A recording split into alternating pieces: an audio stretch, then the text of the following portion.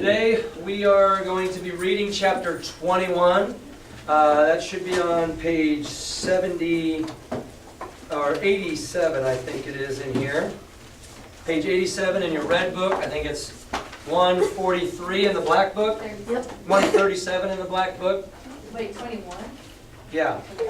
What's 21? 143. 143 in the black book, and then page 372 out of 684 on your Kindle. I don't know.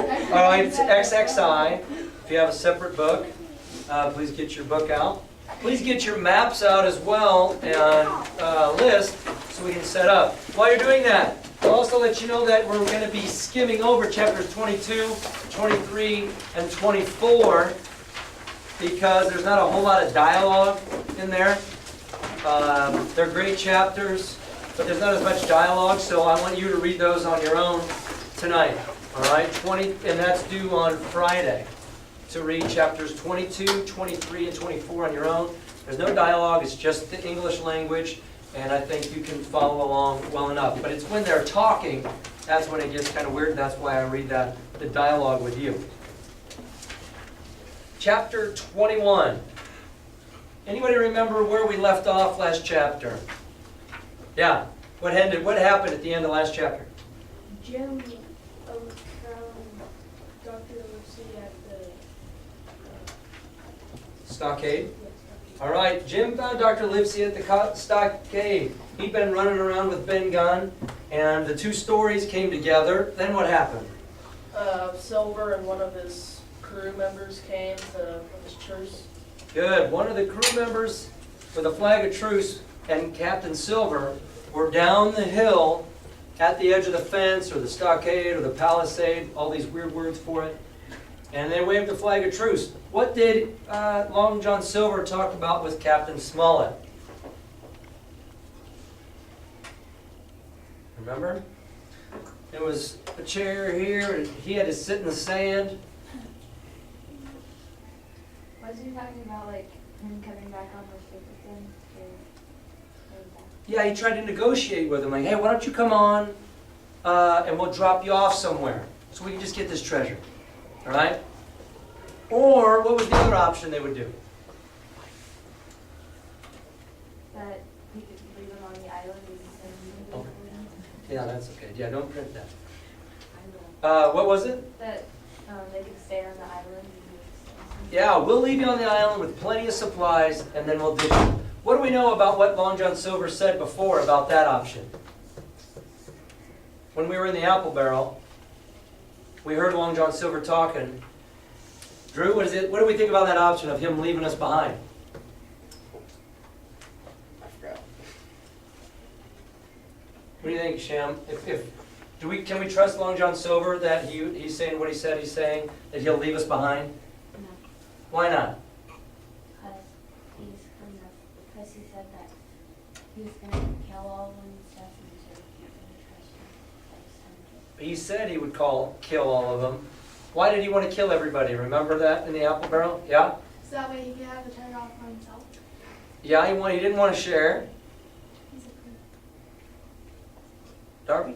So that if they stayed alive and someone came and rescued them, then they wouldn't be able to come back and tell everybody about what they were. Exactly. He doesn't want them to show up in 10 years. You marooned us. That's who Long John Silver really is. It's like, I don't want him coming up to me in 10 years. I'm going to kill them all. And Jim heard that and told Captain that. So Captain said what about that option of negotiation? No. Said what was Captain's offer? What did the Captain offer him? Do you remember that? Jacob, do you remember that? What did the Captain offer him? Yeah? That he could be the cook that he was supposed to be and get his rations, or they could hang him. Yeah, we could kill you right now if you really want to have a place. We could just hang you now, or you could have been the ship's cook. But instead, how about we just put you in handcuffs and we'll let you have a fair trial instead of since you decided not to be the cook. We'll just give you a nice fair trial. What happens to pirates in fair trials?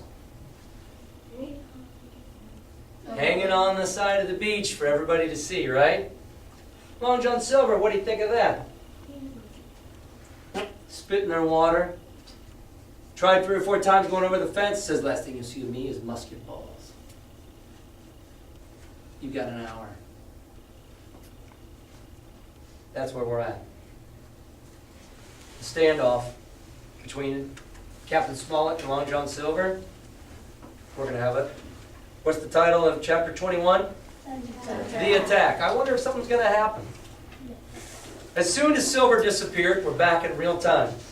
The captain, who had been closely watching him, turned toward the interior of the house and found not a man at his post but Gray.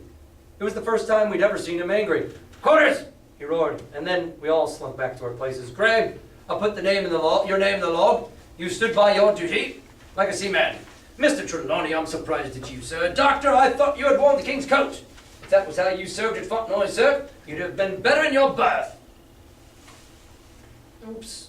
Everybody was watching Long John Silver, wasn't watching everything around him. Except for Abraham Gray. Man, he's a solid pickup. The doctors watched were all back at their loopholes. The rest were busy loading the spare muskets. And everyone with a red face, you may be certain, and a flea in his ear, as the saying is. The idiom, there was a flea in their ear.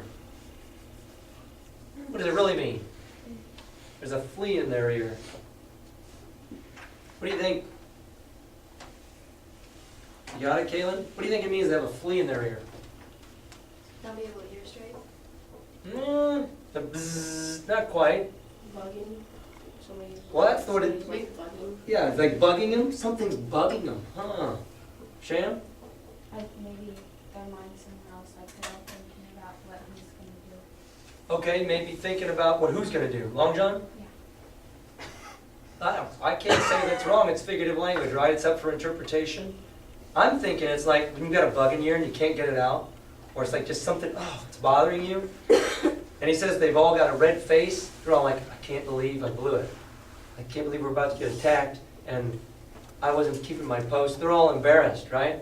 So we're seeing figurative language that probably made sense 150 years ago. And now we're like, what do you mean a flea in your ear? It's bugging me. That's what we say now. Very good. Something was bugging them. The captain looked on for a while in silence. Why are they loading spare muskets? Just in case they run out. If they run out, because what's the problem with our muskets? Powder. Yeah, they take forever to load. You get one shot, then you need 3 or 4 minutes to load it, right? So if you have all of them loaded, it's like poof, poof, poof. Yeah. Aren't those one that you have to like put a powder in it and you have to Yeah, long use a stick and fill it up. That's what muskets are. And that's what they've got. This is the 1750s, right? My lads, I've given Silver a broadside. I pitched it in red hot on purpose, and before the hour's out, as he said, we shall be boarded. Got an hour. And I threw it at him right in their face. Why do you think he wants to fight? Why does he want to fight? Because he doesn't want him to take all the treasure. Maybe he wants to save the money. I want the treasure for myself. I'm going to become my own pirate. What do you think? Why a fight? Because if they don't kill them first, then he'll kill them. Yeah, we've got to take them out. Oh, that's right. Who's that? We got a few of you that have to head out. Sorry.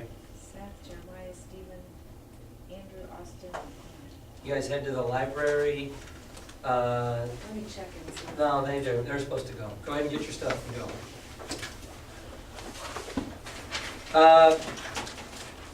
I threw it all in their face because we want to attack. I don't want them to attack because we have the advantage right now. We are in the house. We're elevated. We've got a fence protecting us. We've got the positioning to win. This is our chance. If we don't fight now, we're going to be in trouble. So if we got them so fired up, let's fight now. We're outnumbered. I needn't tell you that. But we fight in shelter, and a minute ago I should have said we fought with discipline. I've no manner of a doubt that we can drub them if you choose. A little halftime speech here. We can do this if we stay disciplined. We have a good plan. Then he went the rounds and saw, as he said, that all was clear. On the 2 short sides of the house, east and west, there were only 2 loopholes. So, if we're facing this way, right? We just saw Long John Silver go down the hill. It says here, on the south side where the porch was, there were two. So, which way is south? This way is south. The porch is this way. So if this is south, what direction's that? If you're facing south, what is on your left? East. And so west is over there. Where's north? Behind you. All right, so we're facing south. Question? If the hole is only big enough for them to fit their gun through, then how are they supposed to see where they're shooting? Well, it's a loophole like this where you could probably stick a whole head in. You can stick the gun in and then you look. It's not just a little hole. Okay, so Right. basically like, so you can see where you're shooting and they can shoot you back to the hole. They can. They can shoot in. So there's loopholes, those places where we talked about where you can shoot in or out.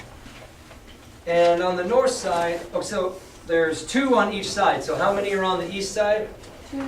Everybody points to your left. That's the east, those of you who missed it. There's the east. West is over there. There's two more loopholes. On the south side where the porch was, there's two again, one on each side. Right here, facing out. And on the north, there's 5. 1, 2, 3, 4, 5 little loopholes where you can set your gun in and shoot. There was a round score of muskets for the 7 of us. The firewood had been built into 4 piles, tables you might say, one about the middle of each side, and on each of these tables, ammunition and 4 loaded muskets were laid ready to hand the defenders. In the middle, the cutlasses lay ranged. So, for each wall, there was a table of firewood built up, about as high as a desk. Right in the middle of that back wall, and then this side wall, and then in the middle there was another table built with firewood. That's where they set all the swords, just in case it comes to hand-to-hand combat. Toss out the fire, said the captain. The chill is past, and we mustn't have smoke in our eyes. The iron fire basket was carried bodily out by Mr. Trelawney, and the embers smothered along the sand. Hawkins hasn't had his breakfast. Hawkins, help yourself and back to your post to eat, continued Captain Smollett. Lie thee down, my lad, you'll want it before you've done. Hunter, serve a round of brandy to all hands. Why would he hand out a shot of liquor to everybody? Let's get a little tipsy before we fight. Jacob? In case like they get wounded, the liquor like cuts off the nerve endings. Okay, so maybe it's for a little bit of a anesthetic. They'll be less worried about dying. Okay, they're not as concerned about things. I like it. They'll be more aggressive. Maybe more aggressive. Get fired up. Pumped up with a little bird in the belly, right? Exactly. Well, what they found is alcohol is a depressant. That means it slows your nerves. So it could be about the adrenaline doesn't pump as fast. Maybe less inhibition, so you're willing to do something more risky. But that's also the reason why, so it's like a calming agent. It's also why it's dangerous. Alcohol is dangerous because you consume it and then your body wants to feel that way. That's why it's addictive. You want to feel that calm. You feel stressed, calm down with some alcohol. And people didn't realize that that's an addiction forming. And that's what all the pirates have. They're all addicted to rum. They want to feel that release of stress that everybody feels. So, but in this moment, they're like, hey, Jim, have a shot. Calm your nerves. That's the logic in the 1750s. And while this was going on, the captain completed in his own mind the plan of defense. Doctor, you take the door, he resumed. See and don't expose yourself. Keep within and fire through the porch. So he's supposed to keep an eye out. There's this big door here. Fire, boom. Boom, fire. Hunter, take the east side. Where's the east again? This side. Hunter's over here. Who's Hunter in here? You guys are over here on this loophole. You're in charge. Okay? Mr. Trelawney, you're the best shot. You and Gray take this long north side. Who's Gray in here? We're not Joyce. I haven't forgotten anything yet, have I? Oh, okay. Yeah, Joyce, you stand by the west. Here's Joyce over here. Who's Joyce in here? Joyce, you guys, you're over here. And Mr. Trelawney, you're the best shot. You and Gray will take this long north side with 5 loopholes. It's there the danger is. So, where's Squire and Gray? All right, your guys are back there, the 2 of you. It's there the danger is. If they can get up to it and fire upon us through our own ports, things would begin to look dirty. Hawkins, now that you or I are much account of the shooting, we'll stand by to load and bear a hand. Jim, Captain, where are you guys at? Your job is to load the muskets and hand off cutlasses if needs to be, but we're loading things up, handing it off. As the captain had said, the chill was past. As soon as the sun had climbed above our girdle of trees, it fell with all its force upon the clearing and drank up the vapors at a draught. Soon the sand was baking and the resin melting in the logs of the blockhouse. The log house is built and sealed with pitch or sap, and when it heats up, it's dripping. The resin is dripping on the ground, and it's just like, oh my gosh, it's hot. Jackets and coats were flung aside, shirts thrown open at the neck, rolled up to the shoulders, and we stood there, each at his post, in a fever of heat and anxiety. It's hot, and you're just waiting for something to happen. An hour passed away. "Hang 'em," said the captain. "This is as dull as the doldrums. Gray, whistle for a wind." It's like, hey, sing something, Gray. Who's Gray in here? You gonna sing? No. Oh, okay. And just then, at that moment, came the first news of the attack. "If you please, sir," said Joyce, "if I see anyone, am I to fire?" "I told you so," cried the captain. "Thank you, sir," returned Joyce with the same quiet civility. "It's a good question. If I see somebody, do I shoot?" "Heck yeah, kill him!" Nothing followed for a time, but the remark had set us all on the alert, straining ears and eyes. The musketeers with their pieces balanced in their hands, the captain out in the middle of the blockhouse with his mouth very tight and a frown on his face. So some seconds passed, till suddenly Joyce whipped up his musket and fired. Poof! The report had scarcely died away, ere it was repeated, and repeated from without in a scattering volley. Shot behind shot, like a string of geese, from every side of the enclosure. Gunshots coming from all around the entire blockhouse. Several bullets struck the log house, but not one entered. And as the smoke cleared away and vanished, the stockade and the woods around it looked as quiet and empty as before. Not a bow waved, and not the gleam of a musket barrel betrayed the presence of our foes. "Did you hit your man?" asked the captain. "No, sir. I believe not, sir." "Next best thing to tell the truth," muttered Captain Smollett. "Load his gun, Hawkins. How many would you say are on your side, Doctor?" "I know precisely. 3 shots were fired on this side. I saw the 3 flashes, 2 close together, 1 farther to the west. West is over here, so there's 2 over here and 1 over there." 3, repeated the captain. "And how many on your side, Mr. Trelawney?" But this was not so easily answered. There had come many from the north. 7 by Squire's computation, 8 or 9 according to Gray. From the east and west, only a single shot had been fired. It was plain, therefore, that the attack would be developed from the north, from behind us. And that on the other 3 sides, we were only to be annoyed by a show of hostilities. But Captain Smollett made no change in his arrangements. If the mutineers succeeded in crossing the stockade, he argued, they would take possession of any unprotected loophole and shoot us down like rats in our own stronghold. Run up, put their own gun in the loophole, and just boom, boom. They're just as protected if they get over the fence. We've got to take them out before they get to the house. Next page. Nor had we much time left to us for thought.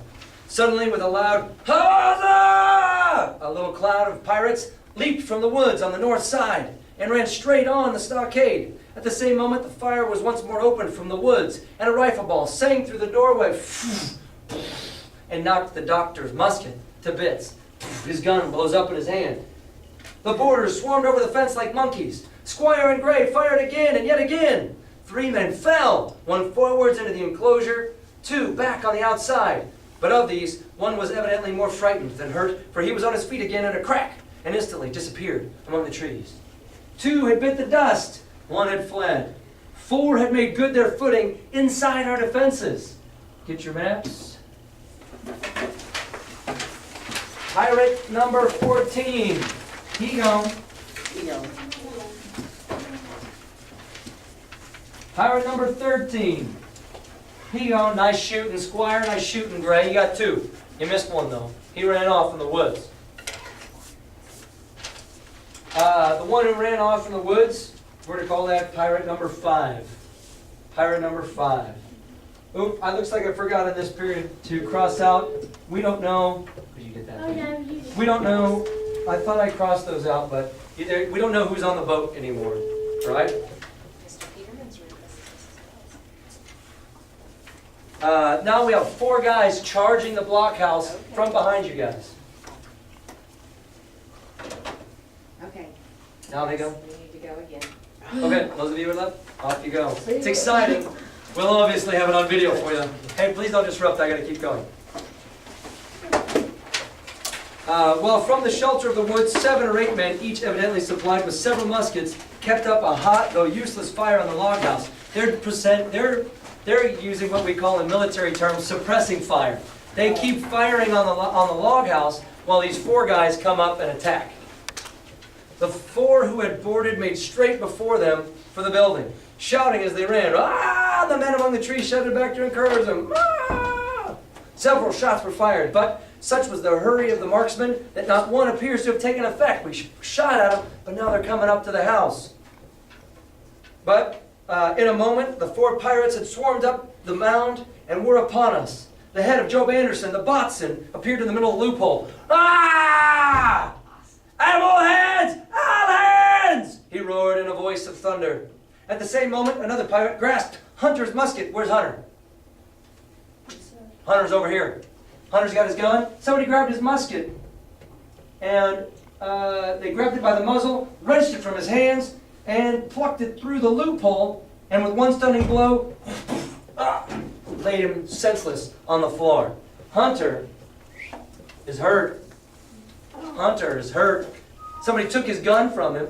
He's looking out trying to shoot. Whoop! Somebody took him out. Hope I didn't break my neck.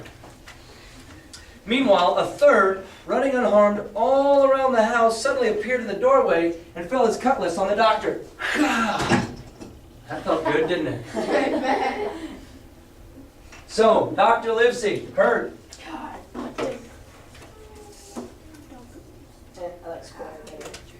Our position was utterly reversed. A moment since we were firing under cover at an exposed enemy. Now it was we who lay uncovered and could not return a blow. The log house was full of smoke, to which we owed our comparative safety. It was like nobody could see us. Cries and confusion, the flashes and reports of pistol shots, and one loud groan rang in my ears. Ah! Out, lads! Out and fight in the open! Cutlasses! Cried the captain. I snatched a cutlass from the pile, and someone at the same time snatching another gave me a cut across the knuckles, which I hardly felt, maybe from the wrong. I dashed out of the door into the clear sunlight. Someone was close behind, I knew not whom. Right in front, the doctor was pursuing his assailant down the hill. Doctor took a cut, but he grabbed it. And just as my eyes fell upon him, he beat down the guard and sent him sprawling on his back with a great slash across the face. Dr. Livesey has just injured pirate number 12.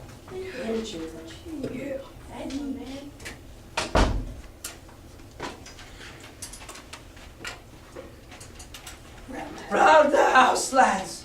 Round the house! Cried the captain, and even in the hurly-burly, I perceived a change in his voice.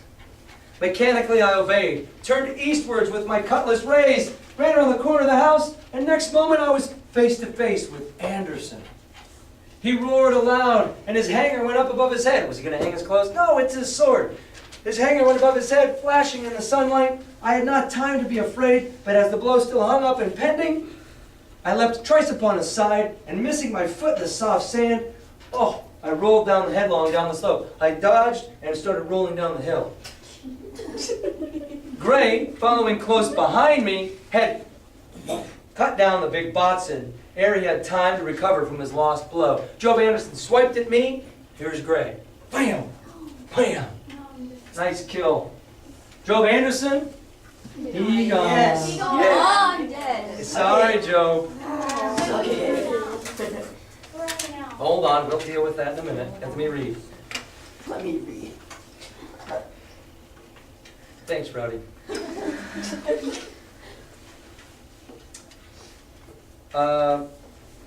Yet in this breath of time, the fight was over and the victory was ours. Gray, following close behind me, had cut down the big Botson ere he had time to recover from his lost blow. Another had been shot at the loophole in the very act of firing into the house, and now lay in agony, the pistol still smoking in his hand. We've got another pirate. Pirate 11 is injured. Pirate 11 is injured.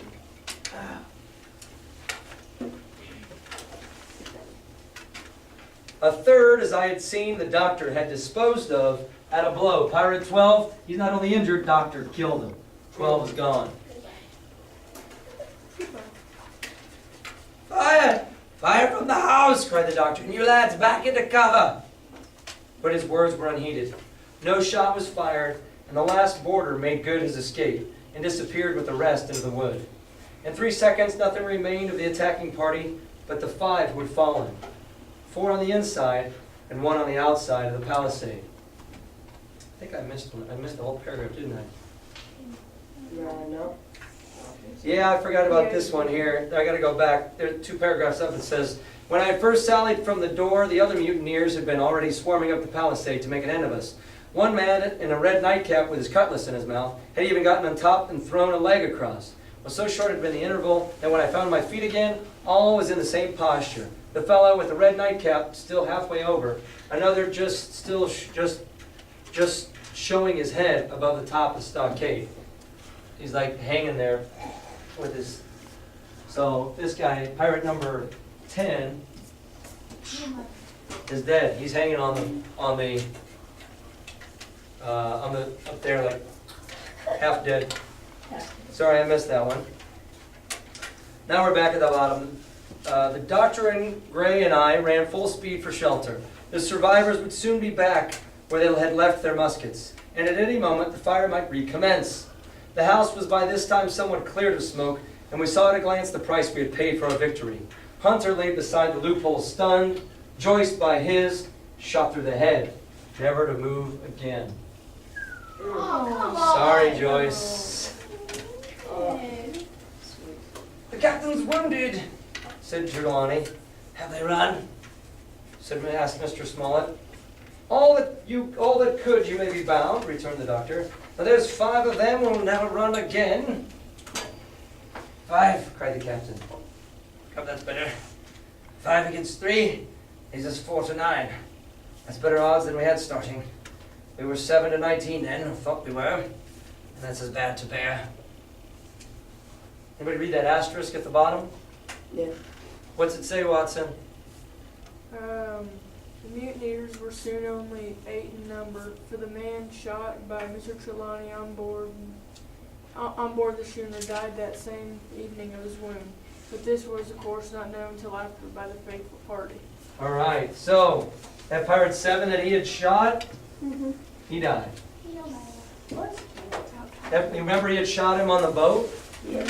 The guy, they tried to shoot his real hands ducked.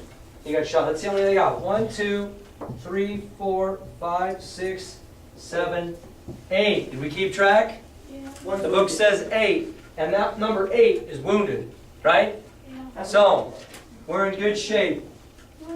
We've kept track of everybody, and we've got 1, 2, 3, 4, 5, 6, right? What about Ben Gunn? Well, Ben Gunn, we're not 100% sure of, right? Because he's originally a pirate, and we think he's good, but you never know. We're not 100% sure. So we have 5, right? But he said we only have 4. Well, that's because Hunter is not doing very well. Unconscious. He's unconscious right Well, now. Dr. Livesey's not doing very well either. I thought he said. Dr. Livesey killed somebody. He had a minor flesh wound. He's injured, but he's okay. What I need to do now, question. I thought they said Captain Smollett was wounded. Oh, Captain Smollett is wounded. That's a good point. He's very wounded. We'll talk about that here. We're going to skim through the next 3 chapters.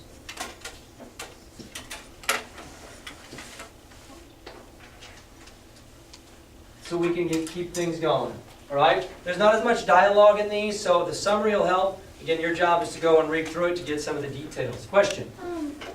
What does Silver's parrot have to do? What do you mean? It's cool. The guy walks around with a parrot on his shoulder. Yeah, but he keeps showing. Well, that's why we don't read books with pictures, because that means you're not making the inference, you're letting the picture do the job. That's why I don't buy books with pictures. So, don't ask me about pictures or movies. I don't really want to deal with it. I want you to come up with your own ideas. Okay, chapter 22, Dr. Livesey treats the wounded. One pirate dies. Hey, all right, let's update. Pirate number 11, he gone. He was injured enough. He shot himself in the face, so he's gone. Now we're at 7. Well, he tried to shoot a gun and it blew up in his face. That's what killed him. All right, but Hunter dies as well. Okay, sorry, Hunter. The captain has a shoulder and leg injuries. He's been shot and stabbed. And is told he should not walk or move his arm for weeks and should speak as little as possible. Don't do it, just lay there. He's so injured. All he can do is tweet now, okay? After dinner, to the surprise of everyone, the doctor gets up and leaves and goes off into the woods. Well, where'd he go? Dr. Livesey has run off. Jim realizes that Livesey has gone to meet and find Ben Gunn. He thinks, he's not sure. Jim also decides to slip out into the woods. Jim realizes, when no one is watching, so that he can search for Ben's boat. Oh, the goat boat is out there. He wants to go find it under the white rock. It is afternoon when he leaves, and by evening he finds the very small, crude, homemade boat. Then Jim has another idea, to take the boat out at night and cut the Hispaniola adrift. This would prevent the mutineers from sailing away to sea. So, Jim has an idea. He leaves and gets the goat boat. And then he's floating out in the sea. And his goal is to go cut the anchor so that this thing would float away. Okay.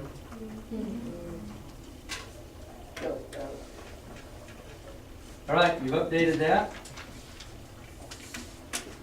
So that's why this is called My Sea Adventure. Next, the small boat, we call it the goat boat. The book calls it the coracle. The coracle is difficult to manage. It turns in every direction except the one Jim wants to go in. Can't keep control. Nonetheless, he reaches the Hispaniola and cuts the hawser, the anchor rope.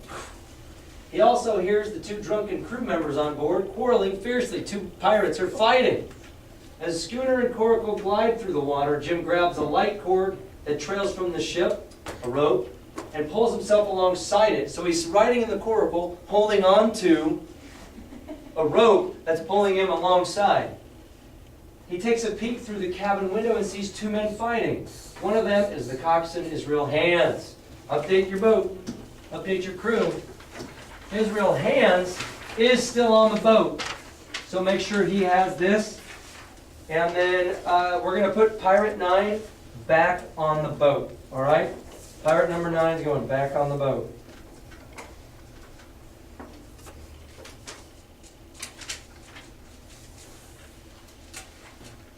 So we got 2 guys on the Hispaniola, and he has cut their cord. The Hispaniola is swept by the current toward the open sea, and Jim is terrified. Expecting that the raging breakers will destroy both ship and coracle, he lies flat at the bottom of his boat for hours and eventually manages to sleep, freaking out and exhausted after fighting and planning on being crushed by this boat that's going up and down and flailing in the crazy waters. He's like, I'm going to die. That takes us to chapter 24, the cruise of the coracle. Jim wakes up and it's morning. His coracle is at the southwest corner of the island. Give me a minute and I'll answer your question, okay? He's at the southwest corner of the island. So you got to take him to this. He's got to cut the cord if you haven't already done that. Now he's floated to the southwest corner of your island.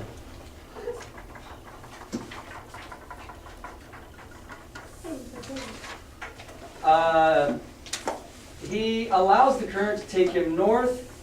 We're realizing the dangers of trying to get ashore at that point. He allows the current to take him north, hoping to find an easier landing spot. But although the coracle rides the waves well, it proves difficult to steer. Jim paddles as best as he can and gets close to the shore. Then less than half a mile ahead of him, he sees the Hispaniola under sail. So, don't just stop here. He goes up here to the north. And then there's the Hispaniola has been floating out to sea. Do you guys remember we traced the current that Long John Silver gave us? It does this. Whoosh. Whoosh. Everything's been floating around. And so we've got the Hispaniola. I use longer lines to show the Hispaniola. The Hispaniola is floating up here with the goat boat.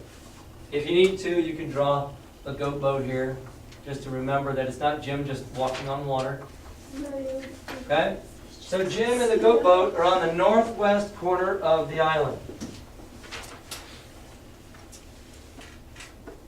He sees the Hispaniola, and now it's under sail. Somebody has made the sails, brought the sails up on the boat. Before it was floating without any sails. Now the sails are full out. He guesses from the erratic course of the ship that nobody's steering it though. They've got the sails up, but they're not steering. He decides to board the ship himself. So he gets closer and closer to it, and when the moment is right, he catches the jibboom and clings to it. This thing is and it leans over enough right here. See how it's hanging over the boat? He reaches, swings down, and he grabs onto it. And he lets go of the coracle, and now he's hanging on to the edge of the jibboom, which is the triangular sail and the wooden beam that extends along the front. At the same time, the Hispaniola strikes the coracle, destroys the goat boat, and Jim is on the Hispaniola with nowhere else to go. All right? So the goat boat sinks. Cross it out. That is where we are at the end of chapter 24. We'll pick up 25 tomorrow.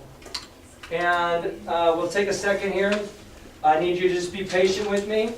If you were Joyce, wait, the first person to die was, I thought it was pirate.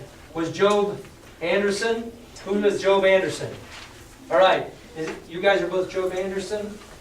Do we have a Ben Gunn yet? Yeah. Do we have an Abe Gray yet? Yeah. All right, then you are pirate number 5.